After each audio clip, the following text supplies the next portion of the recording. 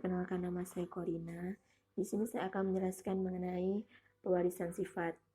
Nah, tugas ini dibuat untuk memenuhi ujian akhir semester dengan dosen pengampu Ibu Elva Oprasmani SPD MPD. Nah, mengenai pewarisan sifat.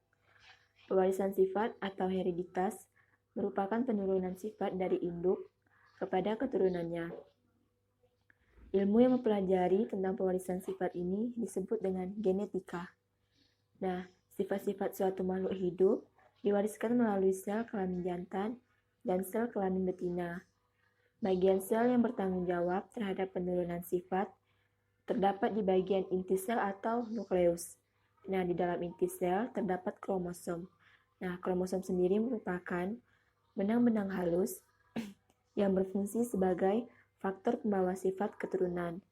Nah, di dalam kromosom terdapat substansi pembawa sifat keturunan yang terdiri atas senyawa kimia yang disebut dengan gen. Nah, gen ini berfungsi sebagai penentu sifat suatu makhluk hidup. Nah, kemudian kromosom dan gen inilah yang mengendalikan pewarisan sifat kepada makhluk hidup. Nah, kita bahas lagi. Yang pertama itu ada kromosom. Kromosom adalah materi genetik yang berupa benang-benang halus atau kromatin yang berfungsi sebagai pembawa informasi genetika kepada keturunannya.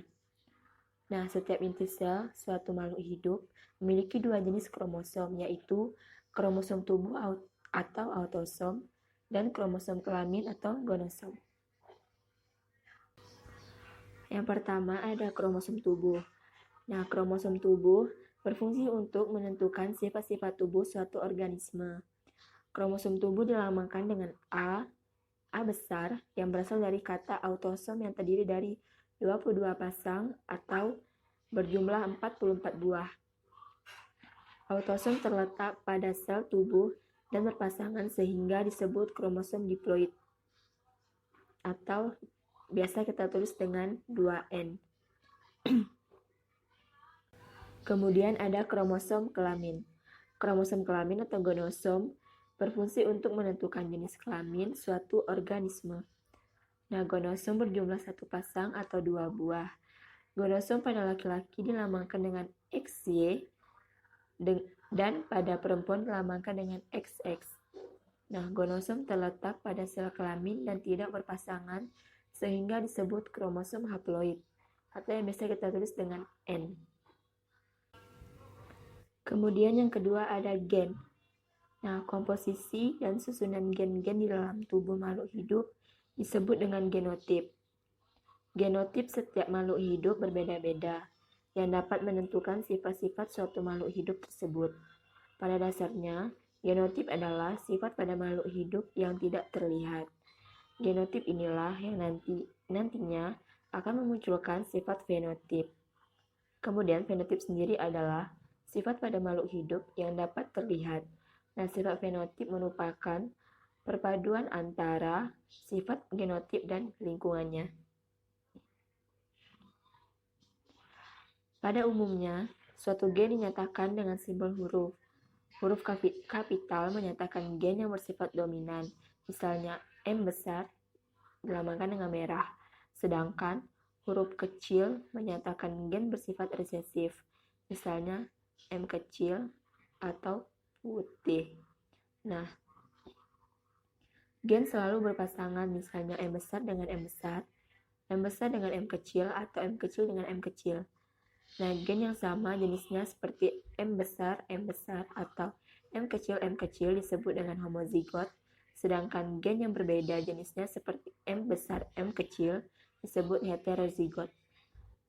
Jika gen dominan bersama-sama dengan gen resesif, sifat yang akan tampak adalah sifat yang dibawa oleh gen dominan dan sifat yang dibawa oleh gen resesif tidak akan muncul.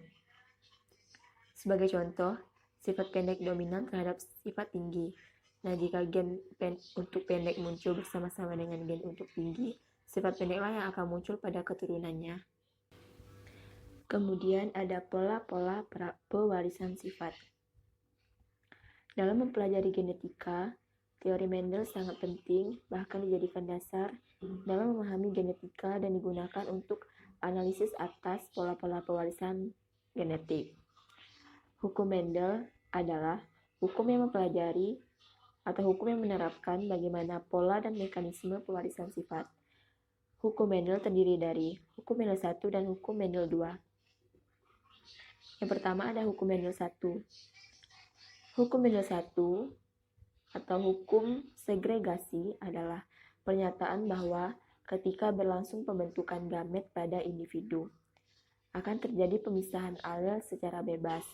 Nah, persilangan monohibrid membuktikan hukum Mendel 1, sedangkan persilangan monohibrid merupakan persilangan dengan suatu sifat beda untuk mengetahui keadaan genotip F1 yang dapat dilaksanakan dengan uji silang dan silang balik.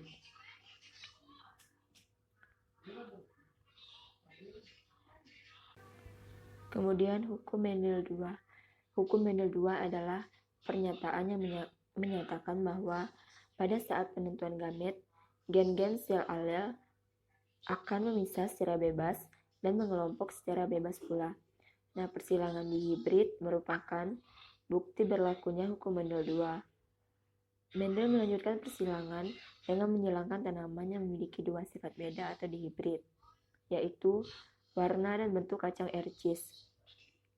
Dia menyilangkan kacang ercis biji bulat warna kuning dengan kacang ercis biji bulat kisut warna hijau.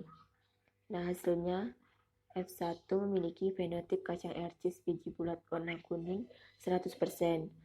Nah, setelah itu F1 disilangkan dengan sesamanya dan menghasilkan keturunan F2 dengan rasio fenotip 9.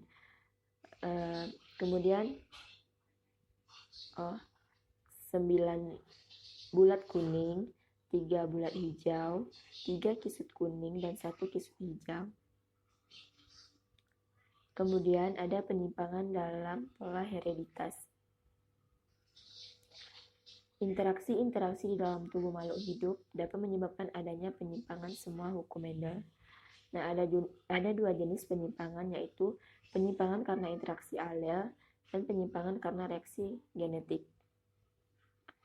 Yang pertama ada penyimpangan karena reaksi genetik.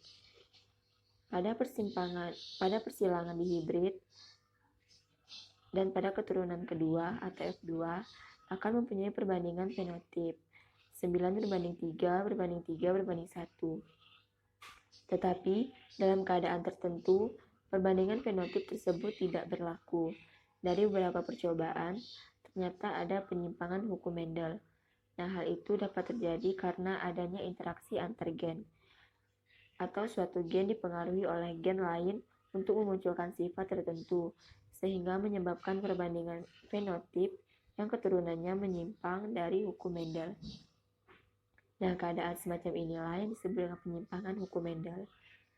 Nah, adapun penyimpangan semu dari hukum Mendel yaitu ada kriptomeri, komplementer, polimeri, epistatis dan hipostatis, kemudian ada interaksi gen. Yang pertama ada kriptomeri. Kriptomeri adalah penyimpangan semu dengan perbandingan F2 sama dengan 9:3:4. Kemudian ada komplementer.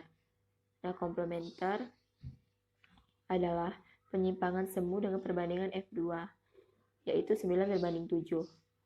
Kemudian ada polimeri. Polimeri adalah penyimpangan semu dengan perbandingan F2, yakni 15:1. Kemudian ada epistatis dan hipostatis, adalah penyimpangan semu dengan perbandingan F2, yaitu 12:3:1. Kemudian ada interaksi gen, adalah penyimpangan semu dengan sifat baru yang berbeda dengan kedua induknya dengan hasil F2, yakni 9:3:3:1.